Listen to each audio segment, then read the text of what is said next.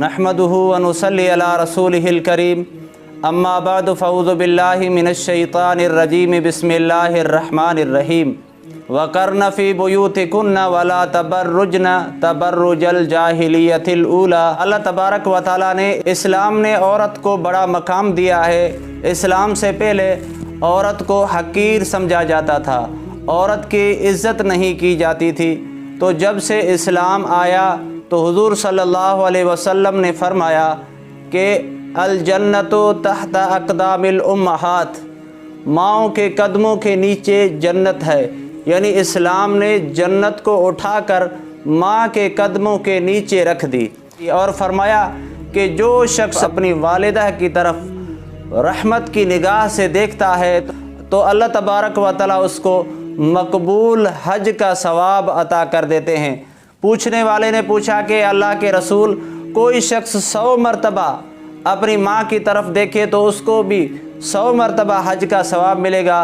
तो हुज़ूर सल्लल्लाहु अलैहि वसल्लम ने फरमाया कि अल्लाह तबारक व तआला वो सखी है, उसका ख़जाने में कभी कमी नहीं आती, आपको 100 मरतबा हज का सवाब मिलेगा। तो इस्लाम ने इस तरह औरत को इज़्ज़त दी। और बहन के बारे में फ़रमाया कि बड़ी बहन माँ के दर्जे पर है।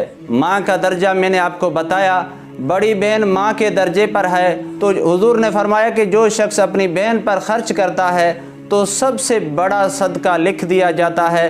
और फरमाया कि जिसके यहाँ बेटी पैदा हो उसको मैं मोहम्मद मुबारक देता हूँ। यानी बेटा पैदा हो तो दुनिया वाले उसको मुबारकबाद देते हैं, और जब बेटी पैदा हो तो मोहम्मद मुस्तफ़ा सल्लल्लाहु अलैहि वसल्लम उसको मुबारकबाद देते हैं।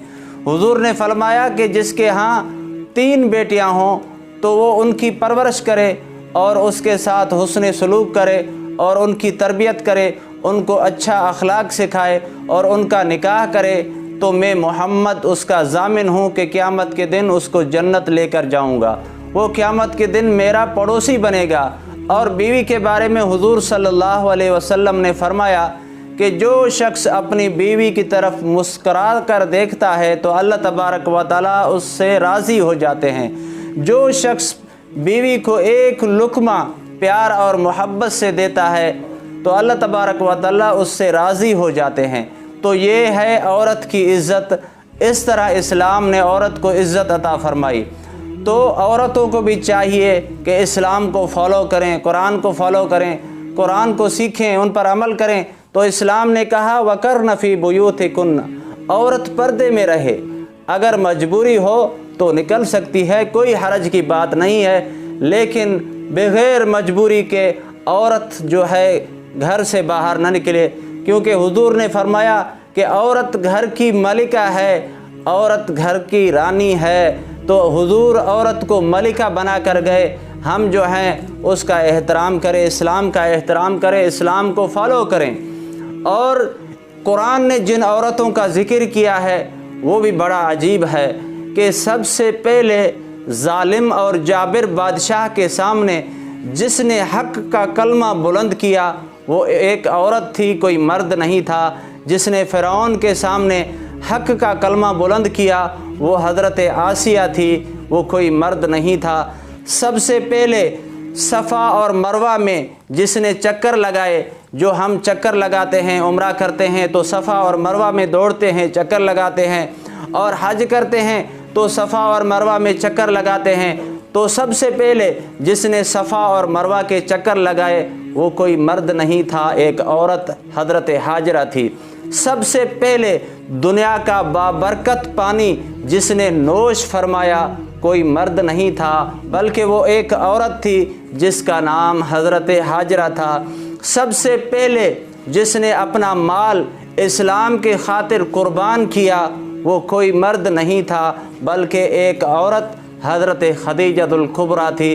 सबसे पहले जो हुज़ूर सल्लल्लाहु अलैहि वसल्लम पर कलमा पढ़ा, इस्लाम लाया, कोई मर्द नहीं था बल्कि एक औरत थी, हज़रत खदीजतुल कुबरा। सबसे पहले जो इस्लाम कबूल किया, हुज़ूर सल्लल्लाहु अलैहि वसल्लम पर कलमा पढ़ा, ईमान लाया, कोई मर्द नहीं था, वो हज़रत खदीजतुल कुबरा एक औरत थी। सबसे पहले जिसने अपनी जान اسلام کی خاطر قربان کر دی، یعنی سب سے پہلے جو شہید ہوئی وہ کوئی مرد نہیں تھا بلکہ ایک عورت حضرت سمیہ تھی جو حضرت یاسر کی اہلیہ تھی۔ سب سے پہلے آسمانوں پر جس کی فریاد سنی گئی وہ کوئی مرد نہیں تھا بلکہ ایک عورت تھی جس نے اللہ کو فریاد دی۔ اللہ نے قرآن کا نزول فرمایا، قد سمع اللہ قول التی تجادلک فی زوجہا، وہ حضرت خولہ بنت ثعلبہ تھی جس کی فریاد اللہ نے سنی اور قرآن کا نزول فرمایا۔ یہ بھی ایک عورتیں تھیں، تو ہمارے بہنیں ہیں، ہمارے مائیں ہیں، ان کو بھی چاہیے کہ ان کا جو ہے روپ ہے، ان کا کردار ہے، ان کا کردار ادا کریں۔